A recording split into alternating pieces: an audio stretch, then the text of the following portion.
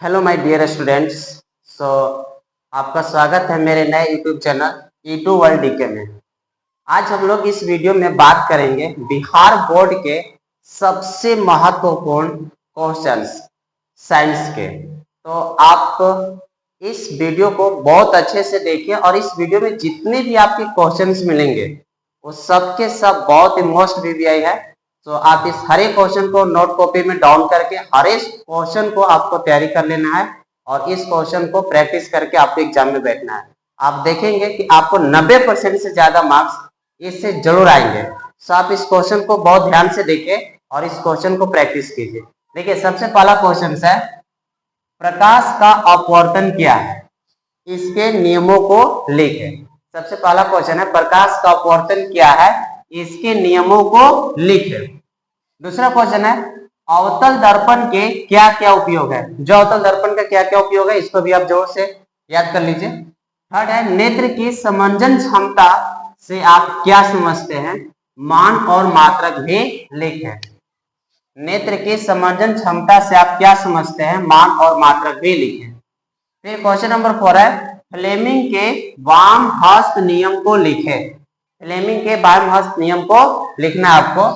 फिर है, तारे क्यों टिमटिमाते हैं, तारे क्यों टिमटिमाते हैं। देखिए मेरे चैनल का नाम है E2 वर्ल्ड डीके। आप इस चैनल को सब्सक्राइब कर लीजिए और जो लेटेस्ट आपके पास जो चीज बिहार बोर्ड से है मैं जरूर आपको अपडेट करूंगा।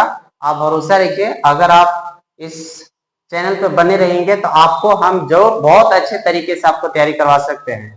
ठीक है, बिहार बोर्ड के लिए आपको बिल्कुल भी सोचने की जरूरत नहीं है। चलिए देखिए अगला क्वेश्चन है, पानी में रखा हुआ सिक्का उठा हुआ दिखाई देता है, क्यों।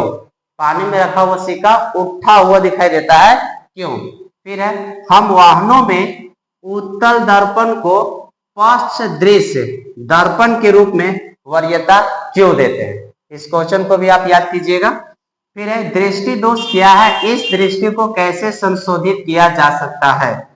दृष्टि दोष क्या है, इस दृष्टि को कैसे संशोधित किया जा सकता है।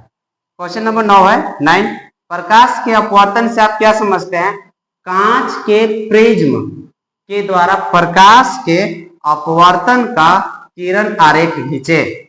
और क्वेश्चन नंबर 10 है, ए मीटर और वोल्ट मीटर को विद्युत परिपथ के साथ क्रमशः श्रेणी क्रम एवं समांतर क्रम में क्यों जोड़ा जाता है। और क्वेश्चन नंबर 11 है, जीवाश्म ईंधन की क्या हानियां है।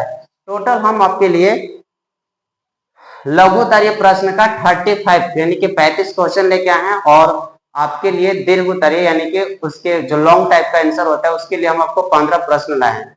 अगर आप इसको तैयारी कर लीजिए तो विश्वास मानिए आपको एग्जाम में थोड़ा सा भी दिक्कत नहीं होगा। सो आप देखिए इसका अगला क्वेश्चन। चलिए देखते हैं क्वेश्चन नंबर 12 को। 12 में बोल रहा है, सूर्योदय एवं सूर्यास्त के समय सूर्य रक्ताभ क्यों प्रतीत होता है। मतलब सूर्योदय और सूर्यास्त के समय जब सूर्य उगते हैं और डूबते हैं तो उस समय सूर्य का रंग लाल दिखाई देता है, क्यों। ठीक है, अगला क्वेश्चन देखिए, फ्लेमिंग के दक्षिण हस्त नियम को लिखे। फ्लेमिंग के दक्षिण हस्त नियम को लिखे। देखिए हम यहाँ पर एक ट्रिक बता रहे हैं। फ्लेमिंग के निम्नलिखित 2 नियम होते हैं, फ्लेमिंग के राइट हैंड रूल और फ्लेमिंग के लेफ्ट हैंड रूल। पूछा जाता है कि ये फ्लेमिंग का दाएं हाथ का नियम किस पर लागू होता है, किस यंत्र पर लागू होता है और ये किस यंत्र पर लागू होता है। देखिए मैं आपको छोटा सा ट्रिक बता रहा हूँ, आपको हमेशा के लिए याद रहेगा। एक फ्लेमिंग का left hand rule, Fleming left hand rule, और एक होता है फ्लेमिंग का राइट हैंड रूल। ठीक है, पूछता है ये और ये इन दोनों किस किस सिद्धांत पे काम करते हैं। देखिए फ्लेमिंग का लेफ्ट हैंड रूल जो है ये मोटर पे काम करता है, यानी कि मोटर पे कौन सा यंत्र काम करता है, फ्लेमिंग का राइट हैंड रूल। कैसे, तो देखिए इसको याद करने का तरीका, एक आर यहाँ है तो एक आर यहाँ, ठीक है, इसको में कितना आर है, 2, एक आर और एक आर कितना है, 2। तो हम यह करेंगे जनरेटर, GENERATOR। अब एक आर और एक आर कितना आर है, 2, और इसको में भी कितना आर है, 2। तो फ्लेमिंग का राइट हैंड रूल जनरेटर पर लागू होता है और फ्लेमिंग का लेफ्ट हैंड रूल किसके ऊपर, मोटर पे। या तो फिर आप ऐसे भी याद कर सकते हैं कि जब भी हम जनरेटर को स्टार्ट करते हैं तो किस से, राइट हैंड रूल से। तो आप उसे भी याद कर सकते हैं। ठीक है, अब देखिए अगला क्वेश्चन है, गोलीय दर्पण के मुख्य फोकस को परिभाषित कीजिए। ये भी बहुत अच्छा क्वेश्चन है। फिर है स्वच्छ आकाश का रंग नीला होता है, क्यों? स्वच्छ आकाश का रंग नीला होता है, क्या है? इसका रीजन आपको जानना जरूरी है। फिर एक अबिंदुकता क्या है? फिर एक किसी उत्तल लेंस की क्षमता +5 डायोप्टर है तो इसकी फोकस दूरी क्या होगी? ये भी बहुत अच्छा क्वेश्चन है। फिर है ओम के नियमों को लिखे, ओम के नियमों को लिखे। ये भी आपके लिए मोस्ट वीवीआई क्वेश्चन है, ठीक है, याद रखिएगा। विद्युत फ्यूज क्या है? यह किस मिश्र धातु का बना होता है? विद्युत फ्यूज क्या है? यह किस मिश्र धातु का बना होता है? अगला क्वेश्चन है आवर्धन, मैग्निफिकेशन किसे कहते हैं? ठीक है, आवर्धन किसे कहते हैं, इसको जानना जरूरी है। अगला क्वेश्चन देखिए, दर्पण की फोकस दूरी एफ और वक्रता त्रिज्या में क्या संबंध है? दर्पण की फोकस दूरी एफ और वक्रता त्रिज्या, जिसको हम आर से सूचित करते हैं, में क्या संबंध है? देखिए मोस्ट वीवीआई क्वेश्चन है, ये सब क्वेश्चन को जरूर कंप्लीट कीजिए। फिर है कि प्रत्यावर्ती धारा तथा दिष्ट धारा में अंतर स्पष्ट करें।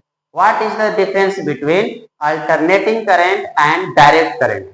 आप इसको भी अच्छे से तैयारी कीजिए, ठीक है। एसी और डीसी में क्या अंतर होते हैं, इसका भी जरूरी है। फिर है कि विद्युत आवेश क्या है? विद्युत आवेश क्या है? विद्युत आवेश कितने प्रकार के होते हैं? मोस्ट वीवीआई क्वेश्चन है। और फिर है प्रकाश पुंज क्या है, ये कितने प्रकार के होते हैं? आप इस सब क्वेश्चन को बिल्कुल अच्छे से तैयारी कीजिए, बिल्कुल हो जाएंगे। आपको किसी क्वेश्चन में अगर थोड़ा सा भी डाउट है, आप कमेंट सेक्शन में कीजिए कि सर क्वेश्चन नंबर का इसका आंसर बता दीजिए, मैं जरूर आपको बता दूंगा, ठीक है। अब देखिए अगला नंबर, क्वेश्चन नंबर 25। चलिए देखते हैं क्वेश्चन नंबर 25, 25वां क्वेश्चन नंबर। लिखा हुआ है दर्पण कितने प्रकार के होते हैं? दर्पण कितने प्रकार के होते हैं? अगला क्वेश्चन है प्रतिरोध क्या है, इसका एसआई मात्रक लिखे।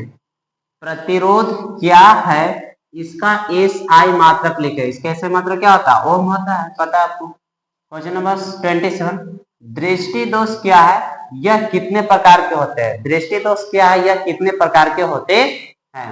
अगला क्वेश्चन है प्रकाश का परावर्तन क्या है, इसके नियमों का सचित्र उल्लेख करें।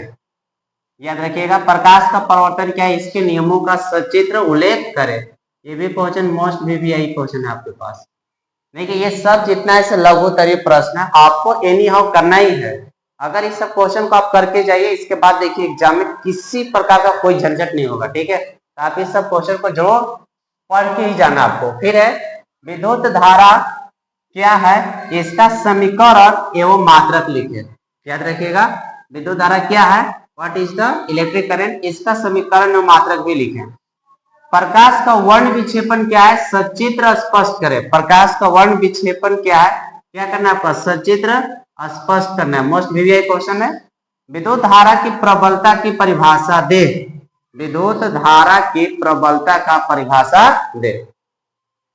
क्वेश्चन नंबर 32 है विद्युत जनित्र का सिद्धांत सहित कार्यविधि का वर्णन करें। मोस्ट वीवीआई क्वेश्चन, विद्युत जनित्र का सिद्धांत सहित कार्यविधि का वर्णन करें। अगला क्वेश्चन है विद्युत बल्ब का नामांकित चित्र बनाइए। विद्युत बल्ब जो होता है ना इनकैंडेसेंट बल्ब, उसी का विद्युत बल्ब का नामांकित चित्र बनाइए। फिर अगला क्वेश्चन है विद्युत बल्ब में निष्क्रिय गैस, इसी को बोलते हैं इनर्ट गैस, इसी को बोलते हैं अक्रिय गैस भी भरी जाती है, क्यों, कहे, व्हाट इज द रीजन? विद्युत बल्ब में निष्क्रिय गैस भरी जाती है, क्यों? मोस्ट वीवीआई क्वेश्चन है जी। रेलवे सिग्नल में लाल रंग का प्रयोग किया जाता है, क्या है, इस चीज को भी याद रखिएगा। रेलवे सिग्नल में लाल रंग का प्रयोग किया जाता है, क्यों? वही। अगला क्वेश्चन है नाभिकीय संलयन से आप क्या समझते हैं? नाभिकीय संलयन से आप क्या समझते हैं? And the last question of this, अवतल दर्पण एवं उत्तल दर्पण में अंतर स्पष्ट करें। देखिए जितने भी क्वेश्चन थे आपके सबके सब लघुतरीय प्रश्न थे, ठीक है, जो 2 नंबर के पूछे जाते हैं। इससे ज्यादा आपको क्वेश्चन करने की जरूरत नहीं है, ये बहुत ज्यादा कॉपी क्वेश्चन है, सफिशियंट है आपको एग्जाम में अच्छे खासे नंबर लाने के लिए, ठीक है। आप एक एक क्वेश्चन को नोट कर लीजिएगा कॉपी में और इसको हर एक क्वेश्चन को आप अच्छे से तैयारी कर लीजिए, ठीक है। तब तक के लिए आपका बहुत बहुत धन्यवाद। और हाँ, इसकी लघुतरीय प्रश्न था, दीर्घोत्तरीय प्रश्न का हम अगली वीडियो में हम आपको पूर्ण रूप से बता देंगे, ठीक है। तब तक के लिए थैंक यू।